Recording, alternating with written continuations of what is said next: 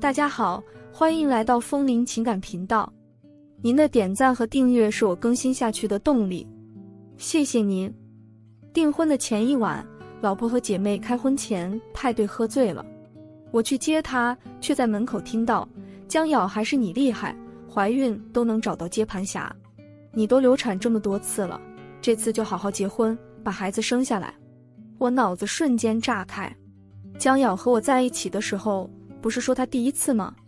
我叫康红正，今年31岁，是一个程序员，在一家小互联网公司上班，月薪18000。在这个4线小城市，18000的月薪可以说非常高了。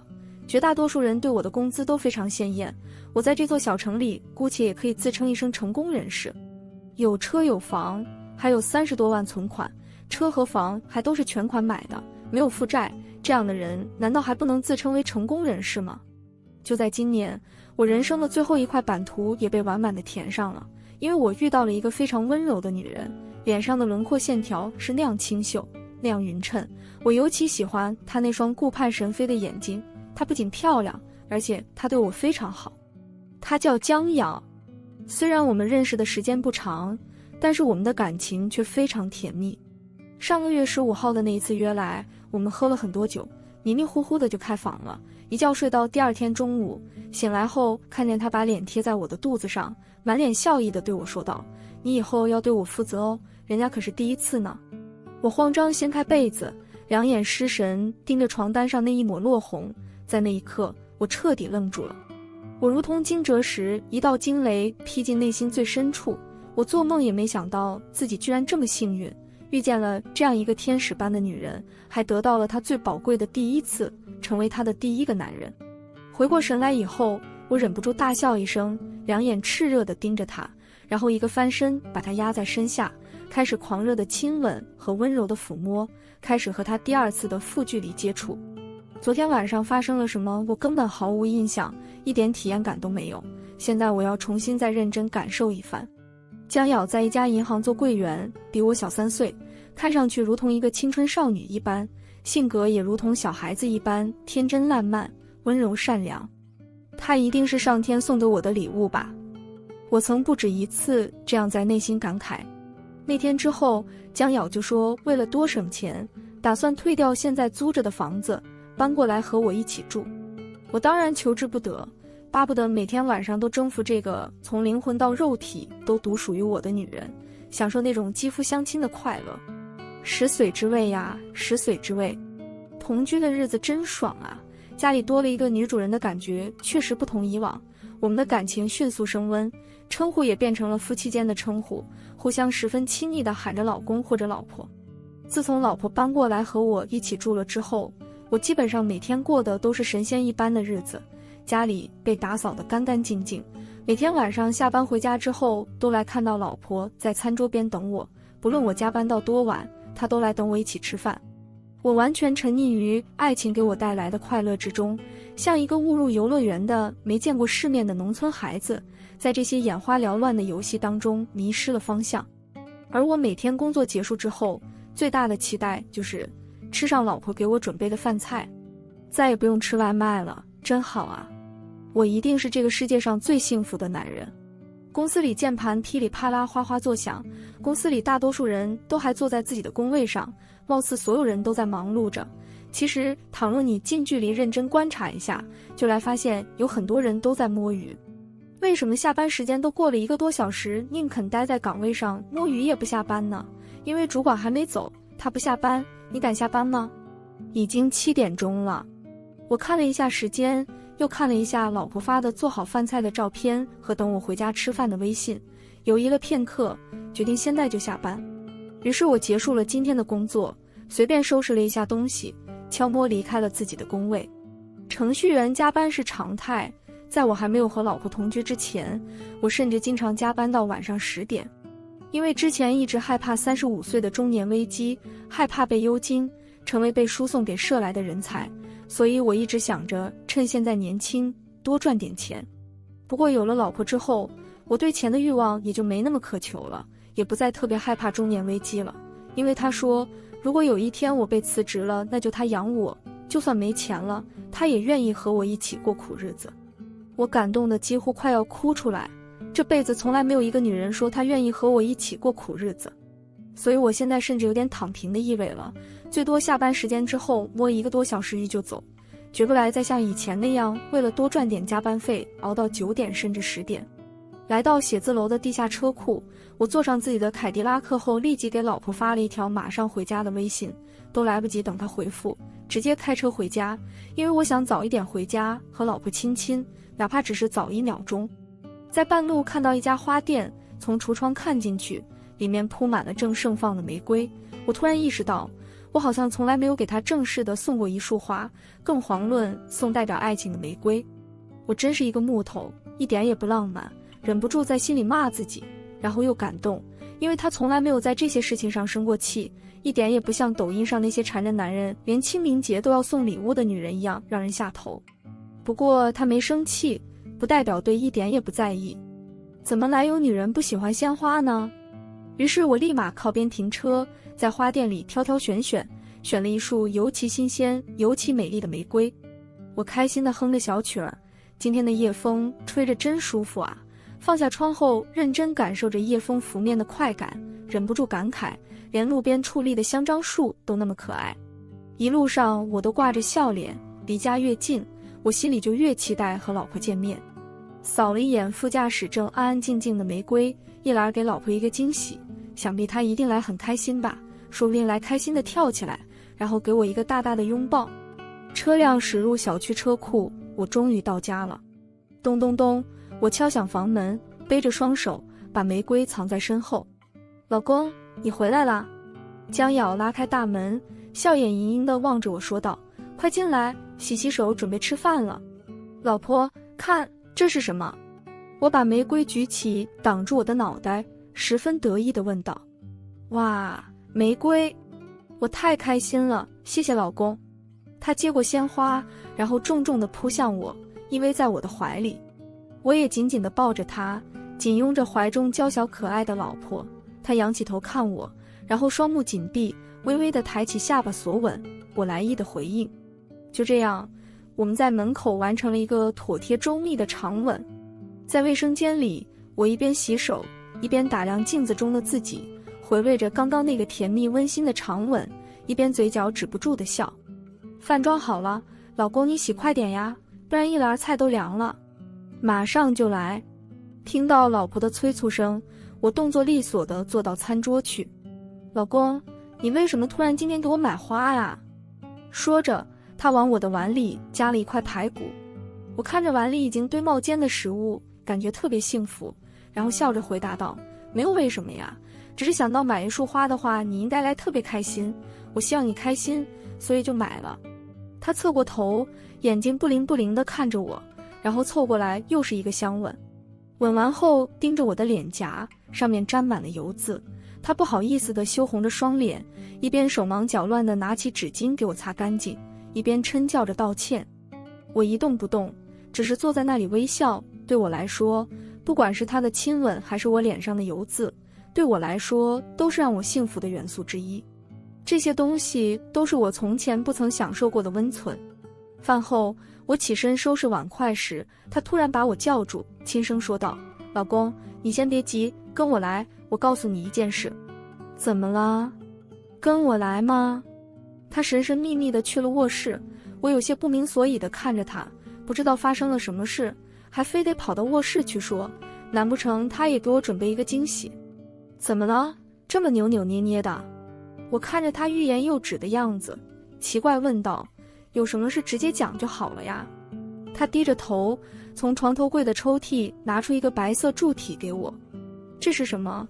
好像是验孕棒，一种难以言喻的情绪在心中弥漫。我举起来一看，上面明晃晃的2道杠是那样明晰，又是那样清楚明了地引入我的眼帘。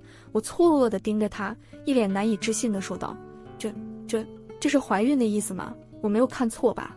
他没有说话，只是点了点头。这么说，我要当爸爸了，我要当爸爸了！我大笑着把他抱起，刚转了2圈之后反应过来，小心翼翼地把他放在床沿坐下，然后把头贴到他的肚子上，侧耳听着。是呀，你要当爸爸了，他轻声说道。我没想到你来这么开心。开心啊，我当然开心了，简直开心的要死。我很希望能和你有一个孩子啊，这是我们爱情的结晶，我来对你好一辈子的。他捧着我的头，火热的嘴唇不断向我靠近，我迎上去，没想到他一沾即走，然后和我对视着，十分认真地说道：我们结婚吧。好，我没有丝毫犹豫地答应。31岁，这本就是一个应该结婚的年纪，更何况是和一个对我如此温柔，且把第一次都给了我，现在还怀着我的孩子的一个女人。所以，当他提出结婚的请求时，我没有丝毫犹豫，而是认真肃穆地答应下来。对于一个如此爱我、如此信任我的女人，我又怎来辜负她对我的爱和信任呢？说好了哦，以后得对我好一辈子，结婚后房子要加上我的名字，存款和工资都交给我打理，不许骗我，不许凶我，能做到吗？当然。我的回答依然是那样诚恳且铿锵有力，这些对我来说都是应有之义。一个女孩子把她最宝贵的第一次都交给了我，现在还坏了我的孩子，我当然要给她足够的安全感才行啊。我和她躺在床上，紧紧相拥着，我以一种柔和幸福的声音问道：什么时候发现怀孕的呀？怎么都不早点和我说？我根本没想到她来怀孕，因为我们同居后做爱都是在她的安全期或者带了小雨伞的，所以这有点出乎我的预料。难道是之前约来喝醉的那次中的吗？我脑海里闪过这样一个念头，不过并没有继续多想。今天中午的时候测出来的，人家想给你一个惊喜嘛，而且我怕你来不喜欢。胡说，你怀孕我怎么来不喜欢呢？我只来开心。他嘴角上扬，笑得很开心，十分欣喜道：老公，我爱你。我也爱你，老婆。西西，我上网查了一下，前3个月和最后3个月你都不能坏了哦，不过我可以用其他方式奖励你。他笑嘻嘻盯着说道。什么方？我话刚开口，就感觉到他小手在我腰间游走，我还没来得及反应，就见他缩下脑袋，然后解开拉链，把他轻轻含住，让我情难自禁地发出一声舒服的轻吟，伸出手在他头上温柔摩挲着。10点钟后，我和老婆洗漱完后都躺在床上休息，商量着结婚酒席的事情。老婆，我查了一下日历，下月的7号日子比较好，我们就在那天结婚吧。那天是周末，刚好第2天周一，我们请个假去领证。我抚摸着她头发说道：好啊，都听你的。还有，明天也请假，我们一起去趟医院检查一下吧，做做 B 超什么的。这个，他犹疑了一下，顿了片刻后说道：我自己一个人去吧。怎么了？我陪你一起呀。我不解道：我自己去就好了呀，我一个人可以的。刚怀孕的时候身体没那么弱的，而且你请假的话来不太方便，你不是说你们主管特别严厉吗？更何况如果你请了假的话，这个月的全勤不是也没有了？我们2个一个人的全勤没了就好了呀，所以我自己去就行。没事。哎呀，你怎么这么婆婆妈妈的？他突然提高音量，显得很不耐烦的样子，然后哄小孩似的说道：老公乖乖，你听话啦，明天好好上班，我没问题的。那好吧，那你自己多注意一点。时间一眨眼就来到月末，最近这些日子可把我给忙坏了，安排酒席，通知亲友，选婚纱，总之很多乱七八糟的琐事要做，而且基本上都是我一个人在拿主意，他就像一个挂件一样跟着。每当我想征询一下他的意见的时候，他都来用类似我相信你，都听你的，诸如此类的话来回应我。不过好在这些事情现在基本上全都安排妥帖了，剩下的都是一些旁枝末节的小事，也不需要太过在意。自从老婆怀孕后，家务活和做饭这些事他就不肯做了，不过我也能体谅他，养胎嘛，不能太累着。打开手机看了一下老婆刚刚发的微信：老公，今天晚上我和姐妹们在小丽家举办了一个派对，庆祝我结婚，你晚点的时候过来接我吧，我提前给你发消息。我叮嘱回复道：你不准喝酒哈。知道了，烦不烦啊？你真啰嗦。看着他的回复，我不由得一阵苦笑，忘了最近是从什么时候开始的了。在他告诉我怀孕的几天后，他就变得没那么可爱了，动不动就嫌我啰嗦，跟我讲话的时候也不如之前那么亲密。没有啦，我这些语气词做后缀，还特别容易生气，我稍不小心就惹他动怒。不知道什么一个很小的细节，他都来跟我长篇大论半天，每次都是我给他道歉，我不道歉他就来一直缠着我理论，所以每次都是以我服输为重。转变特别巨大，也特别迅速。在极度不解的情况下，我还特意在百度上搜索了一下为什么老婆怀孕后变得暴躁。百度上一个姓杨的副主任医师说，这在医学上被称为孕期烦躁焦虑综合症，之所以来这样跟什么激素水平改变有关，还说什么焦虑、生气、暴躁是正常现象。虽然有点不太理解，不过算了，以后对老婆多理解一点就好了，毕竟她都怀孕了嘛，所以我多担待一点也是应该的。旋即想到她肚子里的孩子，便开心地笑了起来。不知道是男孩子还是女孩子呢？如果是女孩子的话，就叫李心怡吧。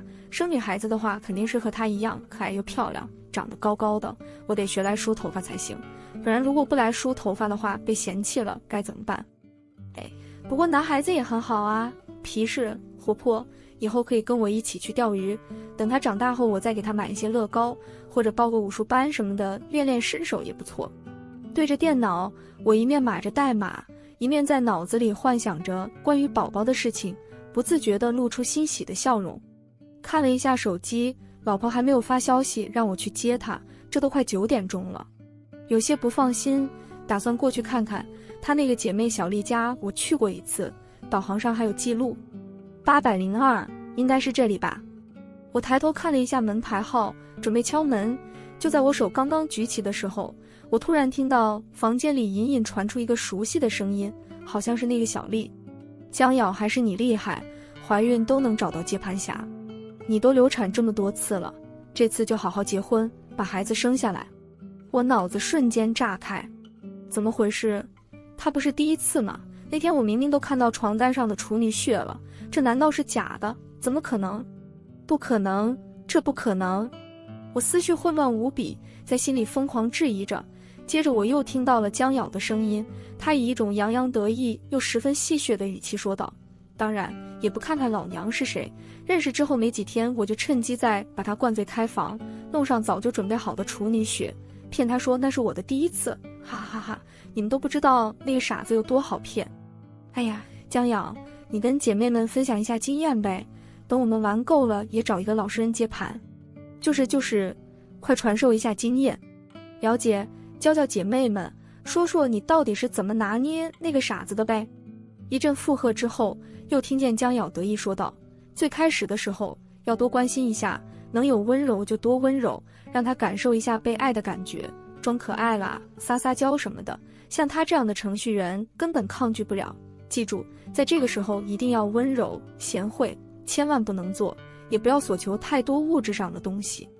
顿了一下，他接着说道，然后借着自己怀孕了，各种发脾气，各种无理取闹，家务活慢慢甩出去，让他慢慢习惯我这副懒惰而且无理取闹的样子。等结婚后，再把名字加到他的房产证上，全款和工资卡全都握在手里，这样以后即使他再不愿意也翻不了身，拿捏得死死的。或者等到孩子1、2岁的时候就和他离婚，把孩子判给他，让他净身出户。了解，那孩子到底是谁的呀？他妈的，说起这个就来气。上次我们玩的时候，不知道哪个狗日的一发就中了。江瑶，江瑶！我站在门口，胸中充斥着数不清的怒火，不断喘着粗气，对这一切感到无比的愤怒。贱人，你这个贱人！江瑶，你这个贱人！我痛苦万分，浑身发烧，心里说不出的愤恨。我的左脚不受控制地向前迈了一步，愤怒的一个踉跄，然后整个人倒在墙上，身子像是失去了力气，顺着墙角慢慢软了下去。我孤零零地坐在那里，怀着我被出卖的爱，我心中感到无尽的悲凉和无尽的失望，泪水虽然没有夺眶而出，但却在内心燃烧滴落。不过在这失望之中，却有一粒新的种子正在萌芽，一种对这个贱人刻骨铭心的仇恨，一种近乎癫狂的报复的需要。虽然现在还不知道现在该如何着手进行，屈辱在我脸上燃烧着，我的手在颤抖，仿佛随时要对那个该死的贱人愤然出手。一种无目的的野性的冲动使我在大街上如同幽灵般徘徊，双腿疲劳，像铅一样重，可又一种发疯似的运动推着我不断前行着。我忽然走到一个路口，马路上是川流不息急速驶过的汽车，刮出来的黑风在我耳边呼啸而过，路灯发着微光，路灯的间隙间留下无穷无尽将吞噬一切的黑暗。我全身一阵寒战，四下无人，没有一个人可以阻止我，多容易，只需要再往前一躺。经过一瞬间的痛苦，或者再有几分钟痛苦的挣扎，我就可以离开这个世界，死亡，然后便是永久的和平安宁，再也不用在这种丑陋的痛苦中挣扎，再也不用。不过我心里又冒出来另一个念头，如果我死了，他甚至来觉得莫名其妙吧，根本不知道我为什么自杀，根本不可能为我落半滴眼泪，反而来在我丧礼上低头的瞬间露出讥笑的眼神，在心里偷偷鄙视我这个卑微的懦夫，然后打着我妻子的名号跟我爸妈争夺我的遗产，也许我善良的父母来把一半财产分给他，绝对不允许这样的事情发生。报复，我要报复，我要让他也尝一下被当成傻子般戏耍的滋味。我在站在马路边，垂着头，发出一阵阴狠恶毒的低笑，宛若一个鬼魅，彻底疯狂。突然，微信提示音响起，我拿起手机，是那个贱人发来让我去接他的微信。贱人，呵，贱人！我的嘴唇上隐伏着一抹讥笑。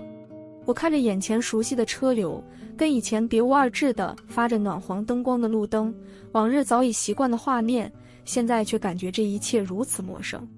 来到那个门口，还是那个蓝底白字的802的门牌号，这一次我没有犹豫，轻轻敲响了房门。看着房间内一片言笑晏晏的场景，他们都十分热情地给我打招呼，这一切都显得如此讽刺。我并没有怎么回应，只是面无表情地接走江瑶，看上去无喜无悲。他顺势挽着我的手腕，只说了一句走吧，便径直往前走了。看着他的背影，我深深地呼吸口气，缓缓地跟上去。我开着车在城市中穿梭着，此时已经快11点，夜已经很深了。夜色像一块黑色的幕布，笼罩着这个世界。白日的喧嚣，此时已经随着夜的出现，隐藏在城市的缝隙中，多出几分凄冷和安静。我把车停到一个人烟稀少的路边。你干嘛啊？怎么把车开到这里来？我还着急回家洗澡呢，累一天了。江瑶坐在副驾驶上欣然问道。我答非所问，冷声说道，结婚前2天的时候也请个假吧，我给你买套房，写你一个人的名字。真的吗，老公？我太爱你了。江瑶十分欣喜。真的。我作为一个男人，当然要给你足够的安全感，所以现在可以奖励我一下吗？哼，男人。他又装作小女儿姿态，嘟了嘟嘴。次日，我依然跟平常上班一样的时间离开。在门口，江瑶给了一个拥抱，然后挥了挥手，可人说道，今天早点回来哦，人家给你做你最爱吃的糖醋排骨。他又开始做饭了，好像一下子变成了最开始相遇时那样温柔可爱的模样。我恍然大悟，原来他从来没有变过，喜欢的自始至终都不是我。或许这就是我说给他买房的魔力吧。离开家后，我并没有去公司，而是把车停在半路。我拿起手机，搜索着这座城市那些即将爆雷或者已经爆雷的楼盘。终于搜索了半天，我发现了一个叫绿城小区的楼盘。有人爆料说开发商卷钱跑了，每天只雇几个老大爷在工地上敲敲打打假装尸。爆料者还说这个楼盘很缺德，开发商都跑路了，售楼处还在售卖期房。他十分好意地提醒大家不要买绿城小区的楼盘。很好，这正是我想要的。江瑶，你这个该死的贱女人，我要让你也尝尝恶果。买期房，然后烂尾，一想到他到时候的痛苦模样，我就情不自禁地笑起来。为了保证稳妥，我特意跑到绿城小区的工地和售楼处验证了一下，发现事实果然如那个网友所说。我狠狠咬紧牙根，从来没有这一刻这般感谢烂尾楼开发商。这件事办妥之后，我又来到医院，找到一个主任医师。医生，怀孕多久了之后不能打胎？医生回答道，一般来说，在怀孕4个月的时候就没办法打胎了，因为这个时候胎儿已经算是一个真正的人了，无法进行人流。如果强行打胎的话，母亲甚至来有生命风险。谢谢医生，我后天带我老婆来医院检查，到时候你能偷偷帮我做一项无创亲子鉴定吗？只要瞒着她一个人就行了。这医生犹疑着，求你了医生，请你一定要帮我，我们过几天就结婚了，但我不知道孩子到底是不是我的。说完，我从包里掏出一个厚厚的信封递过去。医生看了我一眼，又扫了一眼桌上的红包，这好吧，到时候我把检查报告直接给你。说着，他拿起一个文件夹，轻轻盖在红包上方。这世上的很多事情就是这样，当你开始不讲道理的时候，发现这个世界突然间变得友善起来。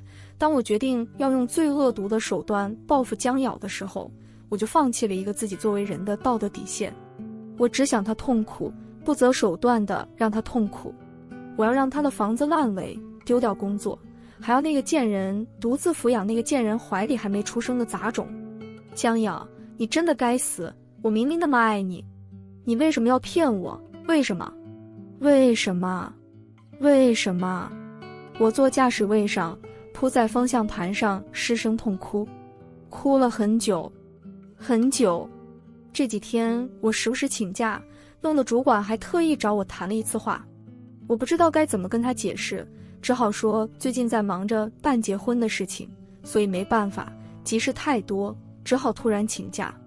也许是看在我多年老员工的份上，严酷的主管居然破天荒地对我表示理解，还问我婚礼什么时候，他到时候给我包一个红包。自从前2天我跟江瑶说要给他买一套房之后，他对我就变得跟最开始一样特别温柔，我下班之后就能吃到他做的晚饭了。今天他尤其开心，因为今天是我跟他说带他去买房的日子，所以他在我在睡梦之中的时候就早早起床，给我准了一顿丰盛的早餐。我开着我的凯迪拉克，副驾驶上坐着江瑶，一路上他都笑得合不拢嘴，仿佛回到了1个月之前。但我知道这一切都是假象。如果江瑶去演习的话，说不定能成为一个好演员。我在心里冷笑想着。老公，我们不是去买房吗？怎么来医院了？江瑶讪讪问道。我以一种不经意的语气随口回答道，先带你做个体检，看看胎儿的情况，我们这都2、3个月了，我都还没正经带你做过体检，今天顺便做一下。事已至此，他也没办法拒绝，只好半推半就地答应。我说他最开始的时候怎么不让我跟他去医院，原来是心里有鬼。可笑的是，我当时居然完全蒙在鼓里，一点情况都没察觉出。整个上午我们都待在医院，一直等到报告出来。看着报告，我盯着他的眼睛问道，报告上怎么说已经怀孕12周了？我记得我们第一次做爱好像是在2个月前吧，算算时间，差不多也才8、9周吧。他一脸若无其事的样子，笑着回答说，也许是检查的时候设备结果有偏差吧，或者我们宝宝长得比别人的更快也说不定，这不都是很正常的情况吗？这样吗？嘴上说询问着，心里想的却是怀孕12周了，也就是说再过4周时间他就必须要把这个孩子给生下来了。当然啊，毕竟我可是把第一次都给你了，不然还能是什么情况？他蜻蜓点水般在我脸上亲一下，用一种哄小孩的口气说道，哼，男人你不乖。看着他故作姿态的表演，我内心毫无波澜，只感觉恶心。不过我并没有再纠缠什么，只是点了点头表示顺从，然后借口说上厕所，自己一个人返回了医生的办公室。来到办公室，医生显然认出来我，他没有说话，只是默默地递给我一张亲子鉴定的报告单。我接过来，看着上面几个用印章明晃晃盖下的确认无血缘关系几个红色大字，把鉴定结果在手心里狠狠地捏成一团，嘶哑着喉咙对医生说道，谢谢。虽然这是我早已预料的结果，但当它真的发生的时候，我的心脏仍旧感到一阵难言的悸痛。在厕所里用冷水冲脸，掩饰了一下脸色，情绪终于平复之后才出去。出了医院，江瑶依然笑得十分开心，我分不清楚她是因为又一次瞒过我而开心，还是因为即将到手一套房子而开心。又或者两者都有。我跟着导航一路开车到绿城小区的售楼处，整个大厅只有2-3个人，显得十分空荡。见了我们2人进来，他们十分惊喜，很热切地表示欢迎。也是能不惊喜吗？谁能想到都烂尾了的房子居然还有人来买。一个女性房产销售跟在我们身边，十分热情地给我们介绍楼盘的情况，一阵阵话听起来简直就是天籁之音。什么附近有2个地铁口，万达这种大型的城市综合体，小区内部还有自己的幼儿园，让我们放心以后孩子的成长过程，鼓吹着房产还来升值，早买就是赚到。我在这个销售旁边听着，心里止不住冷笑。如果我不是知道这个楼盘的开发商已经跑路，烂尾是板上钉钉的事情，说不定我也被他给唬住了。哎，老公，你觉得这套房怎么样？采光很好哎。江瑶问道。你喜欢就好了呀，反正是给你买的，或者以后用来给孩子当婚房。我们再看看吧。就这样，我们在沙盘周围转来转去，听销售给那女人灌迷汤，看了不知道多少张户型图。其实，如果真的如那个销售所说的话，这其实是一个非常不错的楼盘，地理位置和升值空间都是有的，的确值得买。但是可惜已经烂尾了。不想再听这2个女人叽叽喳喳的噪杂声，我跟江瑶说让她自己慢慢看，我则是到一旁坐着休息去了。时间过得很快，一晃眼我在这个售楼处已经待了3个多小时了。老公，你快过来。江瑶朝我招手道。怎么了？你觉得这2套那套比较好，一个80平米，售价在102万，首付只需要5万块钱，分期15年的话，每个月还贷差不多1万块。这套呢120平米，首付10万，售价128万，这套每个月还1万的话，恐怕得多还几年。江瑶盯着我的眼睛说道，似乎想从我的眼神中窥探出我的想法。我觉得120平这套更好，销售说的挺对的，房子确实早买等于赚到。你看这几年房子涨得多快，所以买大点更好，就当投资了。你就付个首付，以后每个月我来还贷，所以多还几年不是什么大问题。这时候销售一脸敬佩的表情看着我，连连夸赞我有眼光。江瑶很明显的一喜，看得出来他也更想买这一套更大的房子。刚刚问我的看法，只不过是想试探一下我的态度罢了。他沉思了一来后，近身把头贴在我的胸膛上，轻轻抱住我说道，其实我也觉得大一点的这套更好，这套房子还送一个停车位，不过买这套要多还好几年的贷款啊，这样你来不来太辛苦啊。换做以前，我觉得来把这句话当成对我的体谅和关心，但现在嘛，我只来在内心讽刺一句好一招以退为进，然后我装作毫不在意说道，没关系啊，为自己老婆辛苦是应该的嘛。好吧，那就这套。江瑶开心地点了点头，不过旋即可怜巴巴地望着我，可是老公，我只有6万块，还差4万付首付，我可不来吃你这套。我皱着眉头假装思考了一下，然后假装为难道，那怎么办？我的钱大都存着定期，支付宝里面倒是有几万，可是不留点流动资金根本没办法，更何况我们过几天婚礼也需要花钱。要不你找小丽借一下街，等我们婚礼结束后再还给她。这样啊。江瑶嘟着嘴，看上去委屈巴巴的。可是要不然我们买小的那一套吧，或者今天就算了，等过一段时间再说。看出他的犹豫，我故意激他一下，促使他去借钱，因为我知道他肯定舍不得能占这个大便宜的机来去换一个小房子，他也不可能拖到我们结婚领证之后再买，毕竟婚后买可就算是夫妻共同财产了。江瑶抿了一下嘴唇说道，好吧，我出去打个电话找小丽周转一下。看着江瑶出去打电话的背影，我内心不住的冷笑连连，借吧借吧，真以为我来换这个贷款是吧？到时候房子烂尾，你又还不上贷款，我看你怎么办。不一来，江瑶就回来了，然后他就着急忙慌的交首付，催促销售签合同，整个过程要多快有多快。买完房后他特别开心，甚至在等红绿灯的时候又奖励了我一次。时间终于来到了7号，这是一个周末，也是我们正式结婚办酒席的日子。如果按照我们约定好的那样，今天办完酒席之后，明天我们就该去民政局领证了。但现在吗？跟江瑶领证？不可能，我绝对不可能跟他领证的。让他买了一套逼将烂尾的房子后，我心情格外的爽快。但是这报复还不够，我还要把我的报复继续下去。我要让他把那个杂种生下来，我还要让他丢掉工作。整个婚礼上我都显得格外开心，但不是因为我和江瑶结婚而开心，而是因为我距离我的报复计划又近了一步。中午在预定好的酒店举行完婚礼，但我一直忙活到下午。因为江瑶不是本地人，所以他那边的亲朋很少，所以几乎都是我在招待应酬。晚上我们终于洗漱完成的时候，已经11点了。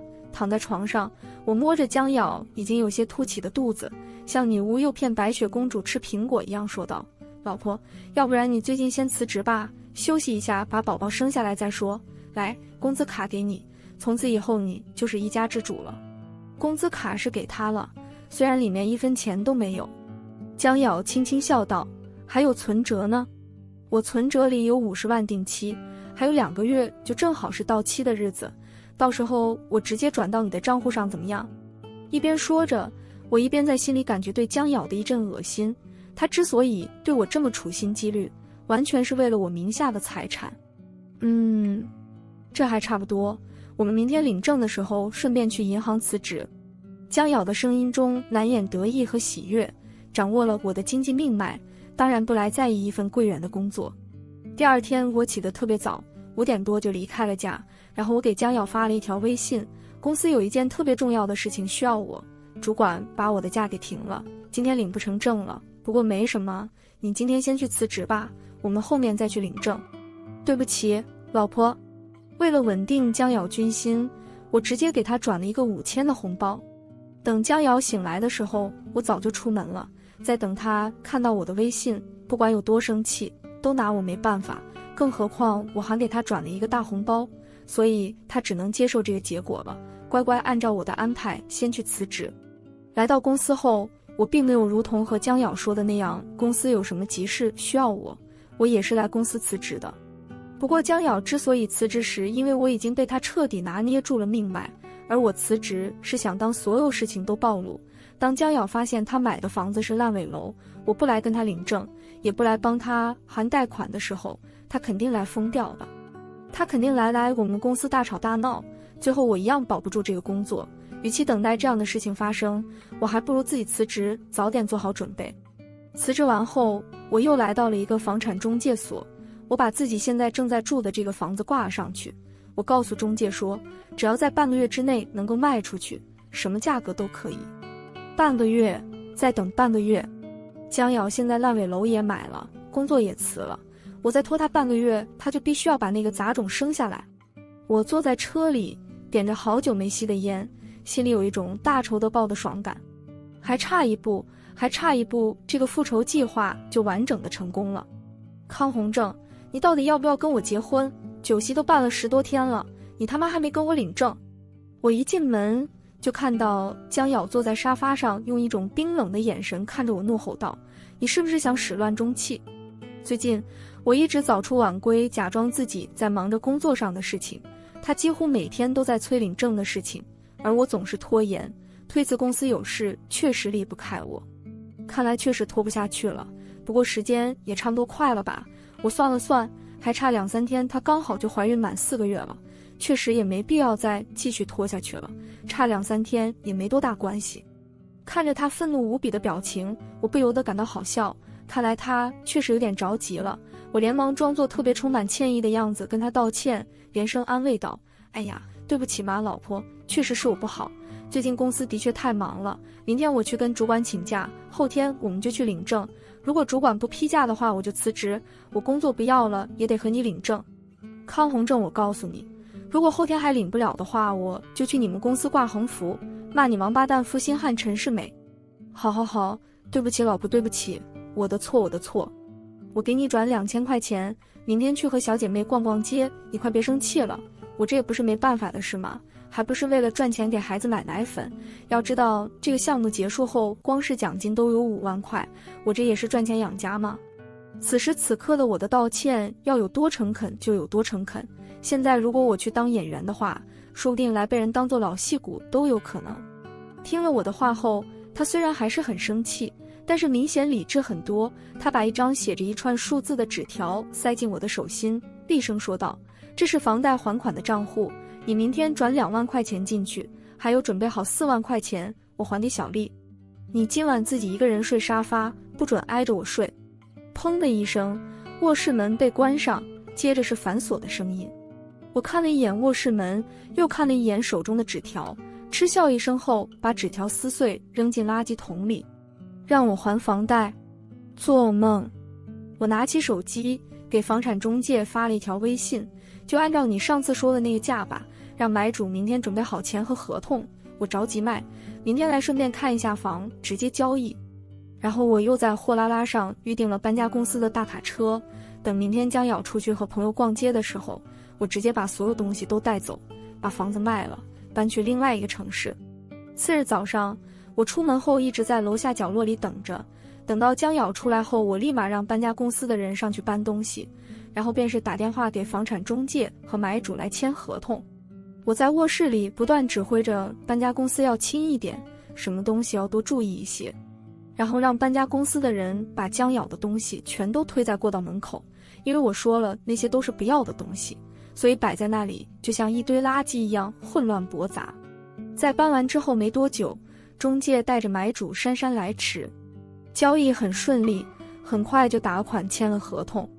我终于完成了报复江瑶计划的最后一步，中介赚到了一笔介绍费，买主用比市场价还便宜15万的价格买到了自己喜欢的房子，所以三方都很开心。最后我表示希望能够再在这个房子里待一来，毕竟我即将离开这个已经不属于我的地方了，而买主也表示理解，说他明天之后再搬进来。我望着空空荡荡的房间，感觉十分不舍，十分惆怅。毕竟是我辛辛苦苦努力奋斗买来的房子，就这样卖掉了，难免来有些伤感，也是在所难免的事情。突然，外面传来一句让我耳熟的惊叫声：“瑶瑶，这门口放的好像全是你的东西吧？怎么回事？你家不来遭贼了吧？”然后要是转动的声音，江瑶和小丽冲了进来。康宏正，怎么回事？怎么全都把我的东西扔在过道上？那些家具呢？都去哪儿了？望着空空荡荡的客厅，江瑶双目喷火似的质问我。我嗤笑一声，看到他愤怒的样子，我只感觉无比的畅快。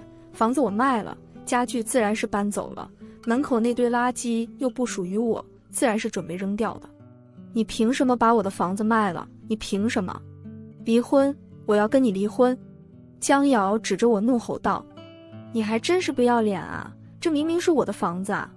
你出1毛钱了吗？怎么这房子就是你的了？”我被他气急败坏的样子逗笑了。离婚？你跟我说离婚？我们好像还没有领证，还不属于法律意义上的夫妻吧？康宏正，你骗我！你骗我！你说的爱我一辈子的，你说过要对我负责的，骗子！你这个骗子！是你先骗我的！我冲着江瑶一声咆哮，把他们2人都吓了一跳。别以为我不知道，我告诉你，上次你们开派对的时候，我在门外什么都听到了。处女穴是假的，孩子也不是我的，你所有爱我的细节全是一场表演，你所做的一切都只是为了和我结婚，分割我的财产。听到了，我全都听到了。胡说！你胡说！你胡说！江瑶哭泣哭诉着。胡说！我胡说！呵呵呵呵呵！我怒极反笑，从兜里拿出那张亲子鉴定扔向江瑶。你瞪大眼睛好好看看，我到底有没有胡说？你肚子里的孩子是谁的，你自己都不知道吧？江瑶捡起亲子鉴定，看着上面确认无血缘关系的几个大字，又看了一下检查时间，终于意识到了什么，然后冲着我歇斯底里向我嘲笑道：“是，我是骗了你，因为你就是一个傻子，居然以为我真的是第一次，以为我真的爱你，居然以为孩子真的是你的，哈哈哈，你就是一个蠢货，一个被我玩弄的傻子，很得意是吧？”我冷眼看着江瑶，嘲讽道：“告诉你，你名下买的那套期房已经烂尾了，你根本不可能拿到房子，我也不可能帮你还贷。你工作已经丢了，还不上你就等着征信被拉黑吧。什么？你说什么？你以为这样就结束了？我还告诉你，怀孕满4个月之后就不可能去流产了。不然你以为我为什么拖到今天？你必须把你怀里的杂种生下来，慢慢养去吧，当你的单身妈妈去吧。可怜的孩子，还没生下来就没有爹。意识到我说的都是确有其事，江瑶被气得两眼发黑，她整个人软坐在地上，指着我不断颤抖着，感觉浑身发冷，说不出话来。康宏正，你怎么可以这样？哪怕瑶瑶做了对不起你的事情，你也不能对不起她。小丽抱着软坐在地上的江瑶，对我喊道：啊，你以为这件事跟你就没关系了吗？他找你借了4万块钱是吧？现在不可能还了。我根本不屑跟这个脑子有毛病的女人争论。啊，你……江瑶举着的手摔在地上，直接晕倒在地。从两人身边迈过，走到门口时回头一望，唇上挂着恶毒的、讥讽的、不屑的、畅快的大仇得报的微笑。我开着自己的汽车，行驶在开阔的马路上，去往另一个城市。一路上阳光明媚。